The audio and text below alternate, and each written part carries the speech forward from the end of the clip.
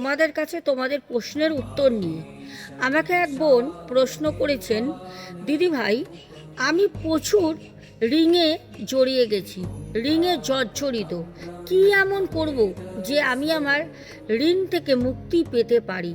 আমি তোমাদেরকে সবসময় বলি, তোমাদের যদি কোনো জিজ্ঞাস্য থাকে তোমরা আমার কমেন্ট সেকশন খোলা থাকে, কমেন্টে কমেন্ট করো, তোমাদের জন্য যথাযথ আমি কিন্তু প্রশ্নের উত্তরগুলো নিয়ে আসবো।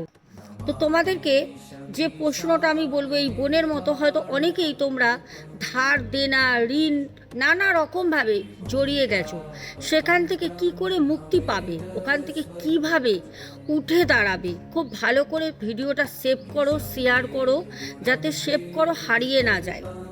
এবার আমি বলবো তোমরা এমন কি করবে যাতে তোমরা এই ঋণ থেকে, ধার থেকে, লোন নিয়েছো, লোন শোধ করতে পারছো না, জড়িয়ে গেছো, এরকমভাবে মৃত্যু ছাড়া কোনো পথ পাচ্ছ না, কি করলে তোমরা সেখান থেকে মুক্তি পাবে? তাহলে আমি তোমাদের খুব সিম্পল একটা টিপস দেবো, ভালো করে শোনো। আবারও বলছি, সেভ করে রাখো ভিডিওটি। শনিবার দিন বাজার যাও, একটা ফ্রেশ পাতিলেবু নেবে, ফ্রেশ হওয়া চাই, একটা পাতিলেবু নিয়ে বাড়িতে আসো।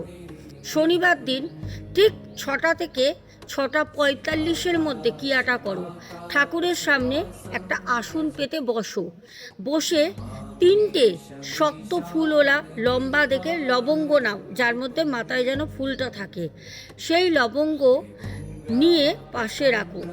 যে বাজার থেকে ফ্রেশ লেবুটা এনেছো, সেই লেবুটার মধ্যে তুমি তোমার নাম গোত্র লেখো, কত টাকা তোমার বাইরে মার্কেটে তুমি ধার দিতে পারছো না সেই অ্যামাউন্টটা লেখো।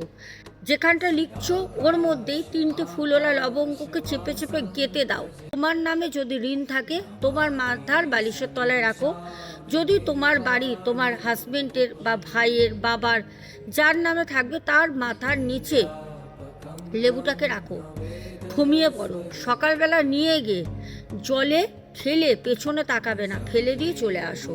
3টে শনিবার এটা করতে হবে একই নিয়মে।